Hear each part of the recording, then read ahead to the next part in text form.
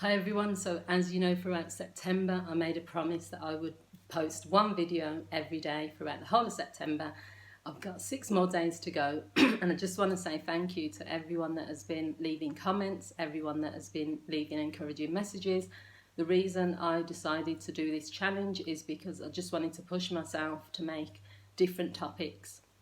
And if you've been following my channel and if you subscribe to my channel, you'll know that occasionally I've done week-long campaigns, or I've looked at different topics and subjects.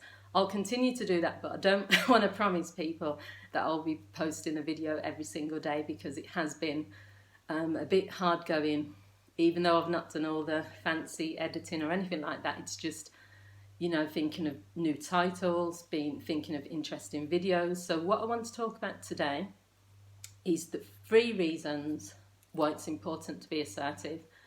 So you've probably heard lots of people or read about it where people are talking about this, faking it till you make it, you know, if you don't feel confident, pretend you do, walking into a room and just, you know, acting like you own the room and all these sorts of things. Well, as a counsellor and a coach, some of that makes a bit of sense, because it's fine to sometimes put on a brave front, but it's better when you can actually work towards becoming more confident and more assertive. So you put the work in, do the personal development stuff so that you don't have to fake it. So there's lots of situations where you might feel that you need to be more assertive. And one of the main reasons for me is that you get respect from other people. So I've had quite a lot of people talking to me about situations they've encountered, especially with the way that the world is at the moment. With a lot of more discussions around racism, a lot more discussions around you know, COVID-19 and what people's views are on that. So I've had people send me messages on Facebook, or I've read about it, where people have confronted them and said, why are you not wearing a mask, or why are you doing this, or where there's been confrontations about discussions about race. So I just wanted to share a story with you.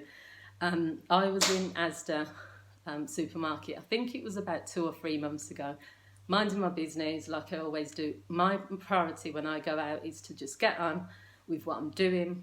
If people want to talk to me, they can. If people don't want to, then they don't have to.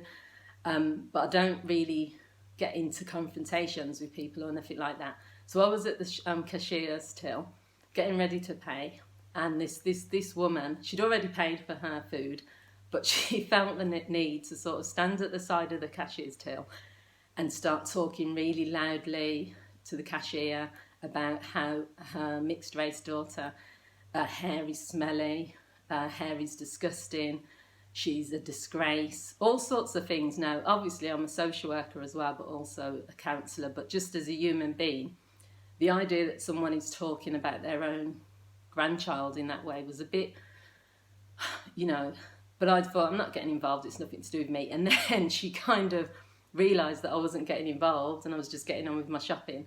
And she pulled out a picture on her phone and she put the phone up to my face and said, this is my granddaughter. Look at her hair. Her hair's horrible. Why do you like put this stuff in your hair that make, and all sorts of things then? And I thought, okay, well, you're approaching me now, so now I'm going to talk to you.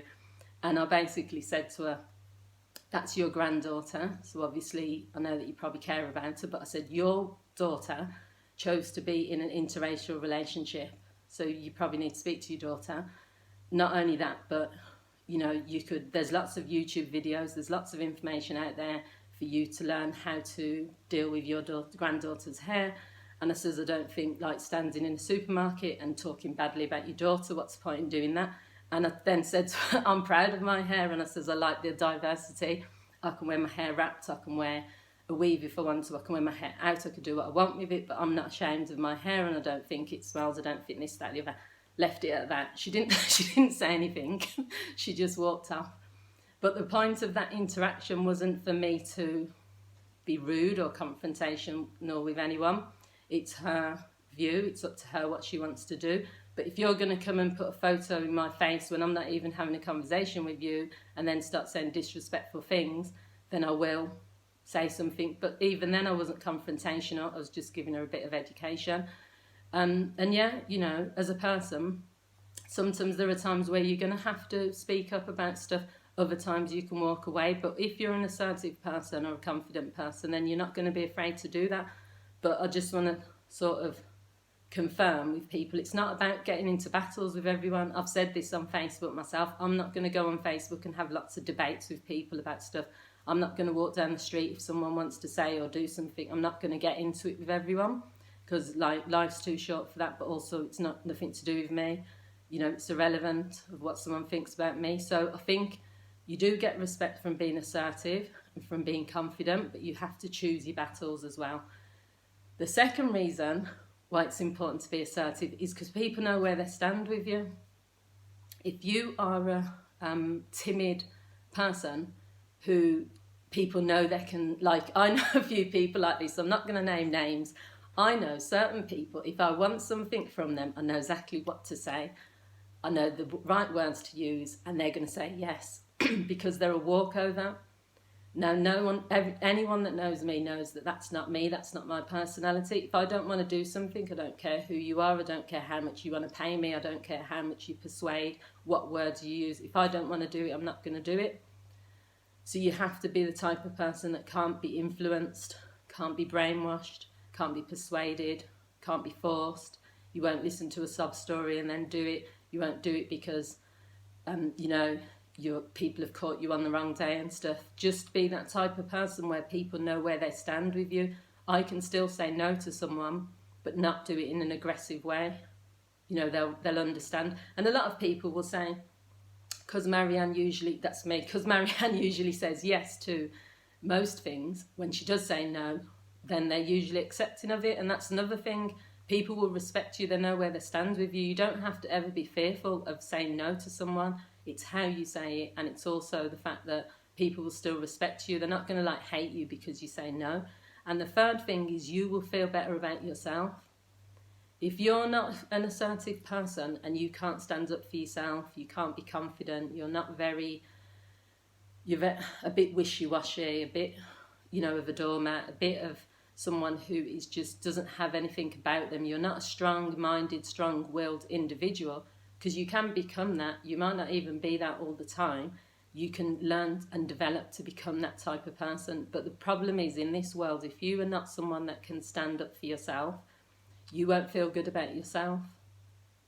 You're going to have that fear that and worry, that if this person says this to me, then I'm worried that I'm going to cave in. Or if I walk out on the street and this happens, it's going to crush me. Or if this happens to me, then it's going to ruin my life. Or, as I've said to people before, I've had things that have happened. Nothing the major two things that have happened with me has been death of my dad, the death of my sister. That is it. So nothing worse can happen. So when it's to do with things like not having enough money, or, I've never been in an abusive relationship, but even with that, assertiveness comes into that as well. I wouldn't tolerate verbal abuse from someone, so it's not going to get to the physical. So you just have to learn to be the type of person that says, if you want to feel good about yourself, you have to develop your confidence to that point that you are so resilient. I've not had this happen. When I was younger, you'd be walking down the street and someone would call you a name, or when you was at school, certain things happened. At those times, when you were quite young, it probably would hurt you, or you'd go home and you'd be crying if you were 10 years old and someone called you a name, or you walked down the street and you'd be thinking about it the whole day. Now, that in the scheme of things, why am I going to care if what one person who's a complete stranger thinks about me? It's not going to make any scrap of difference to my life. So you have to just become very assertive, very confident, very proud of who you are, very strong and very resilient, and that's all you have to do, and you have to work on it. It doesn't happen overnight. When I work with my coaching clients, I try to encourage them to recognise that just because you are this person right now, it doesn't mean you can't become more. I've been through bullying, I've been struggling with self-confidence years ago, but I still can understand how it feels to be that person who just puts your head down, who blends in with everyone else, doesn't speak up, gets offended by everything, is oversensitive. I've been that person probably through my teens, but you get to a point where you think, I don't want to be that person anymore. And also you get to a point where you just think, even I'm at the point now where even what my family thinks doesn't matter that much. I care about what they say, but even my family know me. That's how much I've developed as a person. My family knows that even if they say something to me, I'm not going to get offended by it. And even if they say to me, this is what you should do, or this is what we think, you should make this decision or whatever. If I don't want to do it, I'm not going to do it, and they'll be fine with that. I can't be persuaded by someone. I can't be brainwashed by anyone. And I think that has taken a lot of work, and it does take work. So, become the confident person you want to be. You will get more respect. People will know where they stand. They'll want to be around you. People won't run away from you if you're assertive or you're confident or you're dominant. People think that if they become very strong-minded, strong-willed, that people will don't want to be around her or him. But they won't, because they'll know exactly that you're quite straightforward.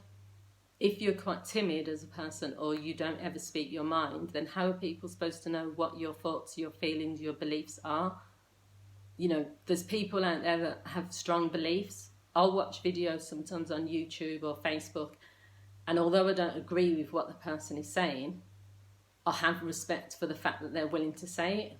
It might be completely opposite to my beliefs, but this person, that is their belief, and they have the right to say it. And you have like a little level of respect, because you think, do you know what, they're bold enough to stand up for what they believe to be true, even though I don't think it's true.